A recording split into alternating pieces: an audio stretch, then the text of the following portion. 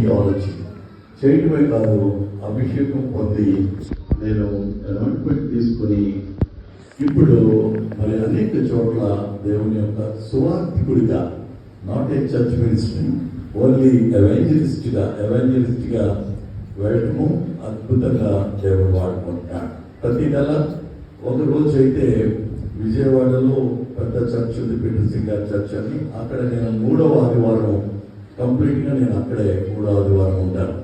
మరి మిగిలింది నేను చల్లపల్లిలో ఉంటాను. దిస్ ఇస్ మై ఇది మాట.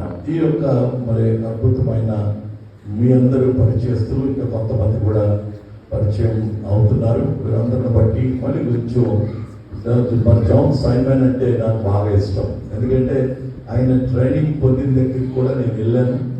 నాకు వెళ్ళటమే కాదు, ఆయనతో కూడా చాలా అంకుల్ అంటూ చాలా ప్రేమగా, ఇష్టడుగా.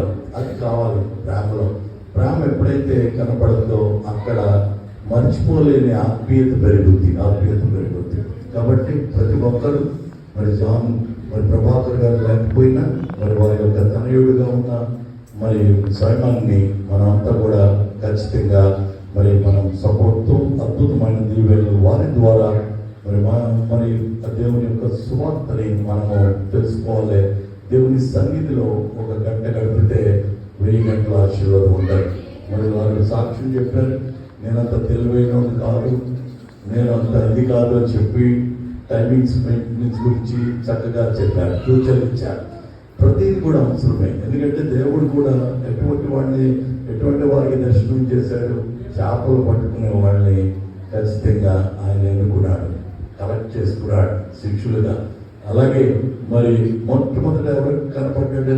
గొర్రెల కాపరికి గాబ్రియెలు దూత సువార్తని ప్రకటించి ఇక్కడ నేడు మీ కొరకు రక్షకుడు పుట్టి ఉన్నాడు అని చెప్పి ఫస్ట్ గొర్రెల కాపరికి కనపడ్డాడు.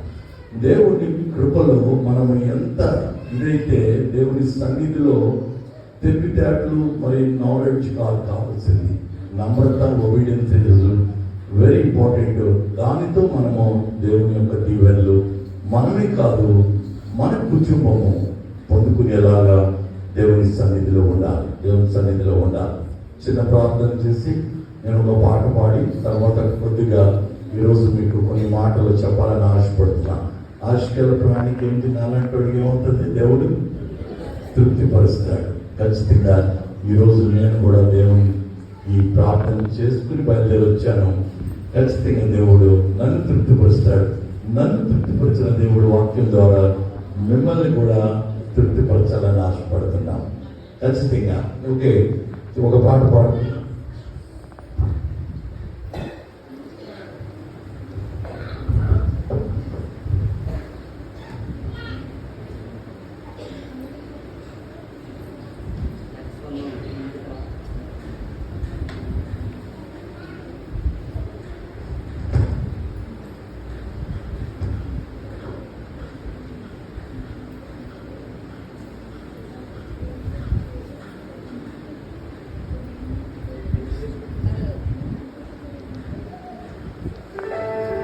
ముందుగా దేవునికి వందనాలు చెప్పుకుంటూ ఒక పాట పాడండి. నాతో పాటు మీరు కూడా ఎక్కించండి.